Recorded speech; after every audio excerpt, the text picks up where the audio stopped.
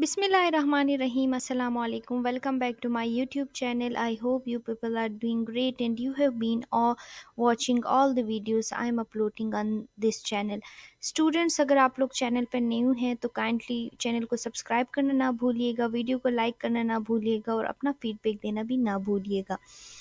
तो हमने sequence wise past tense, present tense और फिर फ्यूचर टेंस के भी दो पार्ट्स जो कि प्रेजेंट, फ्यूचर इंडेफिनिट और फ्यूचर कॉन्टिन्यूअस टेंस है वो कर लिया है। आज हम डिस्कस करने जा रहे हैं फ्यूचर परफेक्ट टेंस। तो देखते हैं कि फ्यूचर परफेक्ट टेंस हम कब यूज़ कर सकते हैं और उसका स्ट्रक्चर क्या है, पॉजिटिव सेंटेंस का स्ट्रक्चर क्या है, नेगेटिव सेंटेंस का स्ट्रक्चर क्या है और इंट्रोगेटिव सेंटेंस का स्ट्रक्चर क्या है। तो चलें शुरू करते हैं आज का अपना lecture. When to use future perfect tense। तो देखते हैं कि future perfect tense कब इस्तेमाल करते हैं। Actions completed in the future, we use it to describe action or event that will be finished before a specific time or another action in the future। अच्छा, हम अक्सर औकात क्या करते हैं कि ये प्लानिंग बनाते हैं कि इस काम को कंप्लीट करने से पहले मैं ये काम करूँगी, ठीक है ना। हम ये कहते हैं ना, अच्छा स्कूल जाने से पहले मैं नाश्ता करूँगी, या फिर कुछ इस तरह की बात हम कर देते हैं। तो उस टाइम में हम क्या इस्तेमाल करेंगे, फ्यूचर परफेक्ट टेंस इस्तेमाल करेंगे। और एक इवेंट जो है उसको कंप्लीट करने के बाद दूसरा अगर कोई हम काम करते हैं तो फिर जो है उसके बारे में बात करने के लिए हम क्या इस्तेमाल करते हैं, फ्यूचर परफेक्ट टेंस इस्तेमाल करते हैं। एग्जांपल देखें, bye the time you arrive I have finished it. अच्छा, हम कोई काम कर रहे होते हैं तो बाहर जाने से पहले जो है कोई हमसे पूछता है कि ये कब तक कंप्लीट होगा, तो आप कहते हैं कि आपके बाहर वापस आने से पहले ना। तो इस तरह के वाक़यात जो हैं वो हम किस टेंस में एक्सप्रेस करेंगे, using future perfect tense. By the end of the year ही विल हैव विजिटेड 5 कंट्रीज़। अच्छा, अब क्या होता है कि हम साल के शुरू में ना कुछ रिजोल्यूशंस बनाते हैं अपने लिए या फिर कोई प्लानिंग करते हैं। तो आप देखें कि साल ख़त्म होने से पहले, एक इवेंट ख़त्म होने से पहले वो क्या करता है, ही विल हैव विजिटेड 5 कंट्रीज़, कि वो जो है 5 ममालिक घूम चुका होगा ये इस साल के ख़त्म होने से पहले। या हम कहते हैं ना, साल ख़त्म होने तक मैं ये करूँगी, या साल ख़त्म होने से पहले पहले मैं अपना ये काम कंप्लीट करूँगी। तो उस टाइम पे भी हम क्या करते हैं, फ्यूचर परफेक्ट इस्तेमाल करेंगे। We will have planted all the flower by next spring. आपके घर में कुछ फ्लावर्स होते हैं, आप जो है अगर गार्डनिंग का शौक़ है तो सेलेक्टिवली कोई किसी फ्लावर्स के बारे में बात करते हैं कि नेक्स्ट स्प्रिंग से पहले पहले, यानी फूलों के सीज़न से पहले पहले मैं क्या करूँगी, हम क्या करेंगे, हम सारे जो है वो फ्लावर्स बो चुके होंगे। अच्छा, नेक्स्ट देखते हैं कि नेक्स्ट हम कब इस्तेमाल करते हैं। अच्छा, एम्फेसाइजिंग कंप्लीशन, किसी चीज़ की कंप्लीशन को, किसी इवेंट की कंप्लीशन के बारे में बात करने के लिए हम क्या करते हैं, फ्यूचर परफेक्ट टेंस इस्तेमाल करते हैं। मसलन, it helps us emphasize that an action will be done. ठीक है, ये हमें मदद करता है उस चीज़ को एम्फेसाइज करने के लिए कि एक एक्शन जो है उसको किया जाएगा, completed and achieved in the future before something else happen. अच्छा, इसमें हम क्या करते हैं, एम्फेसाइज कंप्लीशन को क्या करते हैं, एम्फेसाइज करते हैं और श्योरिटी देते हैं कि अच्छा इस काम से पहले पहले जो है दूसरा काम हो जाएगा। एग्जांपल्स देखें, she will have graduated by next year. अच्छा, हम भी अगर यूनिवर्सिटी स्टूडेंट्स कोई है, कॉलेज स्टूडेंट कोई है, तो कैलकुलेट करते हैं कि इस मंथ से पहले पहले जो है, या इस साल से पहले पहले मैं ग्रेजुएशन कर लूँगी। I will have mastered the piano before next years big recital ना। अच्छा, by the time he retires he will have work there for 6 years। तो आप लोग देखें कि इन तमाम सेंटेंसेस में हमें किस चीज़ पे एम्फेसाइज किया गया है, कंप्लीशन पे। तो इसका मतलब है कि फ्यूचर परफेक्ट टेंस जो है वो completion of any event in future को क्या करता है, डिस्क्राइब करता है। अब देखते हैं how to form future perfect के फ्यूचर परफेक्ट टेंस जो है वो कैसे फॉर्म कर सकते हैं। इसमें सब्जेक्ट आता है, यूनिवर्सल कंपोनेंट है, plus third form of verb है। फ्यूचर में आप हमेशा जो है परफेक्ट में आप हमेशा थर्ड फॉर्म ऑफ वर्ब इस्तेमाल करते हैं। इसमें जो हेल्पिंग वर्ब है वो शैल हैव, विल हैव या शल हैव और विल हैव इस्तेमाल होता है, और shall have will have not इस्तेमाल होता है।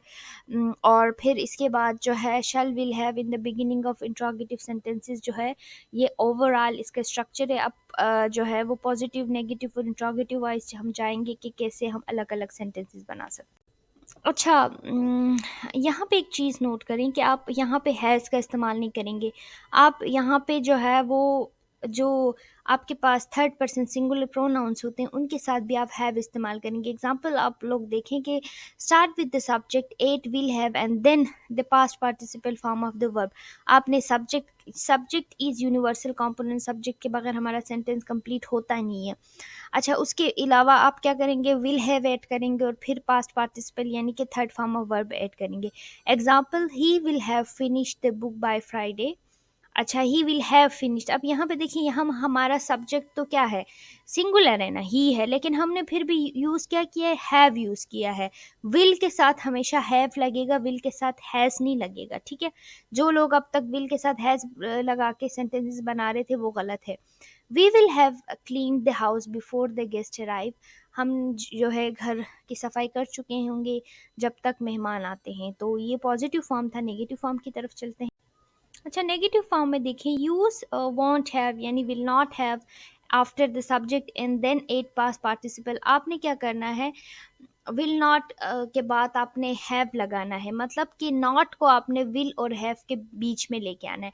अब एग्जांपल्स देखिए, I won't have eaten dinner by the time you come.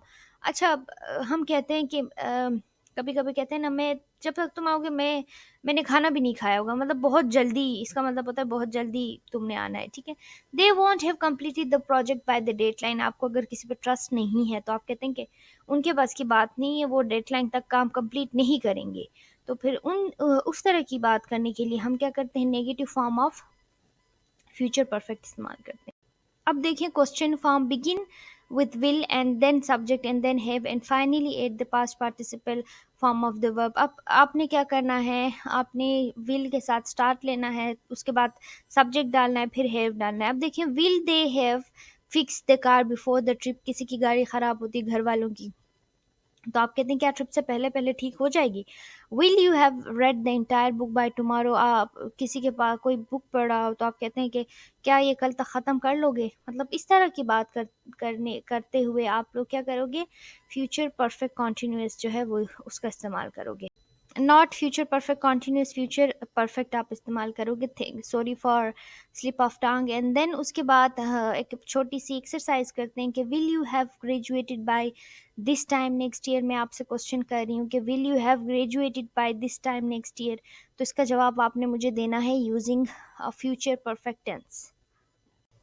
Thank you so much for listening to me. और मुझे पता है कि बहुत ज़्यादा मुश्किल काम होता है किसी की बातें जो है मुसलसल 10 मिनट या 5 मिनट या 6 मिनट तक सुनना, 2 मिनट तक सुनना भी बहुत मुश्किल होता है, लेकिन आप लोग कर रहे हैं, वेरी वेल डन। और जो है आई होप ये लेक्चर्स आपको क्लियर होंगे। फीडबैक देना ना भूलिएगा। आप लोग फीडबैक नहीं देते तो फिर मुझे भी जो है ना वो मेरा मोरल डाउन हो जाता है। तो आप लोग काइंडली फीडबैक दिया करें और जो है वो इन चीज़ों को सीरियस लें, क्योंकि ग्रामर जो है, इंग्लिश ग्रामर बेसिकली हमारे सारे करिकुलम इंग्लिश में होते हैं। तो इन चीज़ों को समझना बहुत ही ज़्यादा ज़रूरी है, not in terms of only academic improvement but also in terms of speaking and accurate English language. English हमारा सेकेंड लैंग्वेज है। इसमें गलतियाँ होती हैं, मुझसे भी होती हैं, सबसे होती हैं, लेकिन टेक इट ईजी। और I think I am the only person on this planet के जिसको ये लगता है कि जो इंग्लिश ग्रामर है that is also important for you know speaking as well. क्योंकि जब तक आप कॉन्शियस नहीं होंगे, जब तक आपको गलतियाँ पता नहीं होंगी, तो आपको जो है आप सही नहीं बोल सकते। आल दो प्रैक्टिस का जो है 80 to 90% रोल है, लेकिन जो 20% रोल है वो इन चीज़ों को अच्छे से समझने का है, ग्रामर को अच्छे से समझने का है। तो अपना बहुत ख्याल रखिएगा, इन चीज़ों को अच्छे से समझिएगा और अपनी दुआओं में मुझे याद रखिएगा। मिलते हैं कल लास्ट पार्ट ऑफ टेंस जो कि है फ्यूचर परफेक्ट कॉन्टिन्यूअस टेंस। उसके बाद हम मूव करेंगे एक्टिव पैसिव की तरफ।